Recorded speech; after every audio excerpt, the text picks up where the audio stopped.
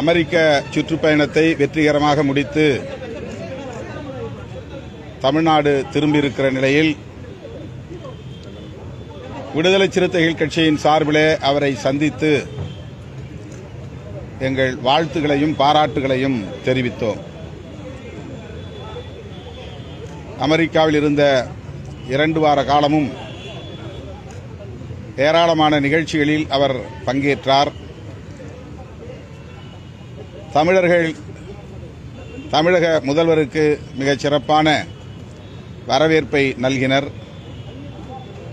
பல ஆயிரம் கோடி முதலீட்டுக்கான ஒப்பந்தங்கள் 19 ஒப்பந்தங்கள் கையெழுத்தாகியிருக்கின்றன. முதல்வருடைய இந்த பயணம் வரலாற்று முக்கியத்துவம் வாய்ந்ததாக அமைந்திருக்கிறது. தமிழ்நாட்டுக்கு ஏராளமான அந்நிய நேரடி முதலீட்டுக்கான வாய்ப்பும் உருவாகியிருக்கிறது என்பதை மகிழ்ச்சியோடு நாங்கள் வரவேற்று முதல்வருக்கு எமது பாராட்டுகளை தெரிவித்தோம்.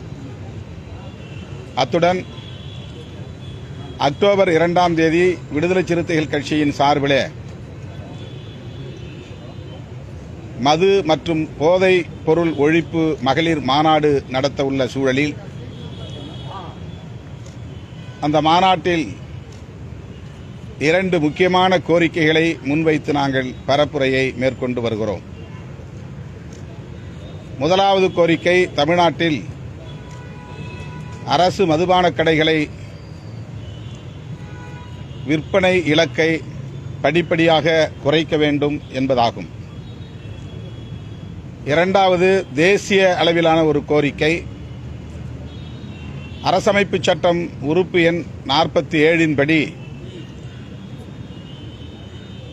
படிப்படியாக மதுவிலக்கை இந்திய அளவிலே கொண்டு வருவதற்கு அனைத்து மாநில அரசுகளும் முன்வர வேண்டும் என்பதாகும். மருத்துவ காரணங்களுக்கு பயன்படுத்துகிற போதை மருந்துகள் தவிர நுகர்வுக்கான எந்த போதைப் பொருள்களும் பயன்பாட்டில் இருக்கக்கூடாது, புழக்கத்தில் இருக்கக்கூடாது, அவற்றை தடை செய்ய வேண்டும் என்று கூறுகிற ஒரு பிரிவுதான் உறுப்பு எண் 47. அதனை பேரறிஞர் அண்ணா அவர்களே ஆதரித்து தேசிய அளவிலான ஒரு மதுவிலக்கு கொள்கை வேண்டும் என வலியுறுத்தி இருக்கிறார். திராவிட முன்னேற்றக் கழகத்தின் நிறுவனர், பகுத்தறிவு பகலவன் தந்தை பெரியாரின் தலைமை மாணாக்கர் பேரறிஞர் அண்ணா அவர்கள் மதுவிலக்கில் மிகவும் உறுதியாக இருந்தார், உடும்பிப்பிடியாக இருந்தார். அரசமைப்பு சட்டம் உறுப்பு எண் 47 எடுத்துரைத்து இந்திய ஒன்றிய அரசுக்கும் அப்போது அழுத்தம் கொடுத்திருக்கிறார். அதே கருத்தை முத்தமிழறிஞர் கலைஞர் அவர்களும் கொண்டிருந்தார், வலுவாக அதை பேசியிருக்கிறார். இந்திய ஒன்றிய அரசுக்கும் அதை சுட்டிக்காட்டியிருக்கிறார். அதனை பின்பற்றி இன்றைய 75வது ஆண்டு பவள விழாவை காணவிருக்கிற திராவிட முன்னேற்றக் கழகத்தின் தலைமை பொறுப்பில் இருக்கிற தமிழ்நாடு முதல்வர் மாண்புமிகு அண்ணன் தளபதி ஸ்டாலின் அவர்களும் இந்திய ஒன்றிய அரசுக்கு இந்த வேண்டுகோளை வலியுறுத்த வேண்டும் என்று விடுதலை சிறுத்தைகள் கட்சியின் சார்பிலே இன்றைக்கு கோரிக்கை மனு ஒன்றை வழங்கியிருக்கிறோம்.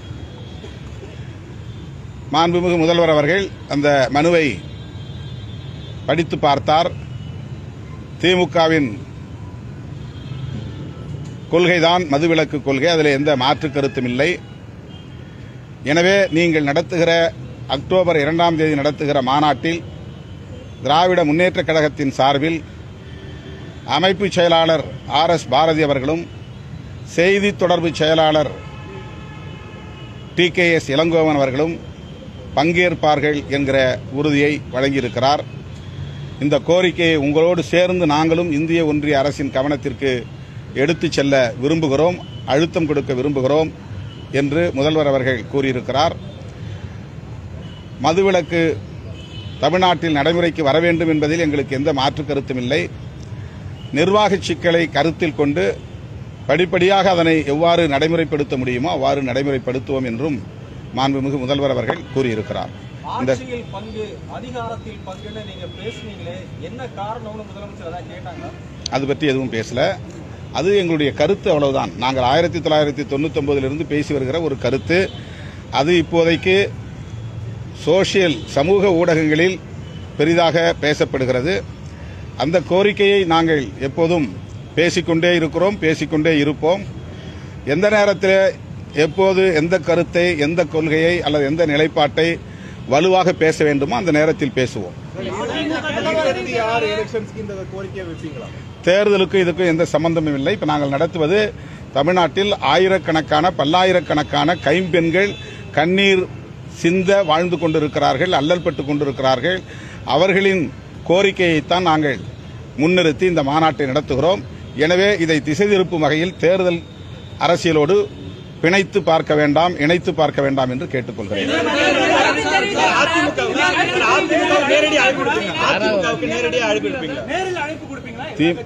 நாங்கள் திமுகவுக்கு நேரடியாக அழைப்பு கொடுக்கல.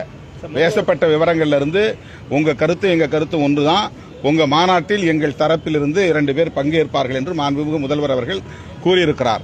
இந்த நிலையில் இந்த கருத்தில் உடன்படுகிறவர்கள் எங்கள் மாநாட்டில் பங்கேற்பதில் எங்களுக்கு எந்த ஆச்சரியம், எந்த தயக்கமும் இல்லை.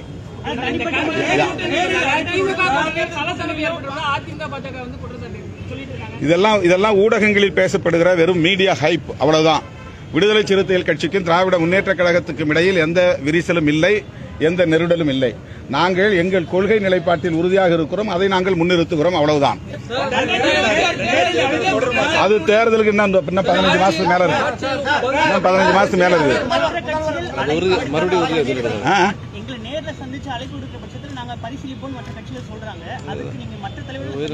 திமுக அதில் பங்கேற்பதாக கூறியிருக்கிறார்கள். இதற்கு பிறகு அவர்களுடைய நிலைப்பாடு என்ன என்பது எங்களுக்கு தெரியாது. நாங்க பாக்குறோம். இது வந்து எல்லாருக்குமான பிரச்சனை. இது ஒரு கட்சிக்கான பிரச்சனை இல்ல, ஒரு கூட்டணிக்கான பிரச்சனை இல்ல. இது மக்கள் பிரச்சனை. யாரெல்லாம் மதுவிலக்கில் உறுதியாக இருக்கிறார்களோ அவ்வளவு பேரும் சேர்ந்து குரல் கொடுக்க வேண்டும் என்பதுதான் என்னுடைய பொதுவான அறைகூவல். நான் ஏற்கனவே சொல்லியிருக்கிறேன், இதை எலெக்ஷனோட முடிச்சு போட வேண்டாம். இது காமன் அப்பீல் ஃபார் ஆல். எல்லாரும் சேர்ந்து குரல் கொடுப்போம், எல்லோரும் சேர்ந்து பேசுவோம். இந்திய ஒன்றிய அரசுக்கு ஒரு அழுத்தம் கொடுப்போம். இந்திய ஒன்றிய அரசு எனக்கு இதில் எந்த பொறுப்பும் இல்லைங்கிற மாதிரி கண்டும் காணாமல் இருக்கிறது. இந்தியா முழுவதும் போதைப்பொருள் புழக்கம் தீவிரமாக இருக்கிறது. இந்தியா முழுவதும் 4 மாநிலங்களை தவிர எல்லா மாநிலங்களிலும் மதுபான வியாபாரம் அரசே முன்னின்று நடத்துகிறது. இதற்கு மத்திய அரசுக்கு, இந்திய ஒன்றிய அரசுக்கு பொறுப்பு இருக்கிறதா இல்லையா? இதுதான் விடுதலை சிறுத்தைகள் எழுப்புகிற கேள்வி. அரசமைப்பு சட்டம் உறுப்பு எண் 44 படி காமன் சிவில் கோடு உருவாக்குவதற்கு இந்திய ஒன்றிய அரசுக்கு உரிமை இருக்கிறது என்று சொல்லுகிற பாஜகவினர், அதற்காக அதை பயன்படுத்தி காமன் சிவில் கோடு கொண்டு வர முயற்சிக்கிறவர்கள் அதே ஆர்டிகிள் 47 பயன்படுத்தி ஏன் ஒரு national policy on liquor and drugs கொண்டு வரக்கூடாது? இதுதான் எங்கள் கேள்வி. அதுக்கு ஏன் தனிப்பட்ட ஒரு சட்டத்தை இயற்றக்கூடாது? இதுதான் எங்கள் கேள்வி. இந்திய ஒன்றிய அரசுக்கும் இதில் பொறுப்பு இருக்கிறது என்று அன்றைக்கு பேரறிஞர் அண்ணா சுட்டிக்காட்டியதைத்தான் இன்றைக்கு விடுதலை சிறுத்தைகள் சுட்டிக்காட்டுகிறோம்.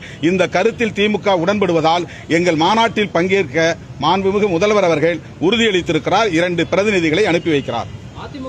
தமிழ்நாட்டில் படிப்படியாக மதுக்கடைகள் மூடப்படுமா?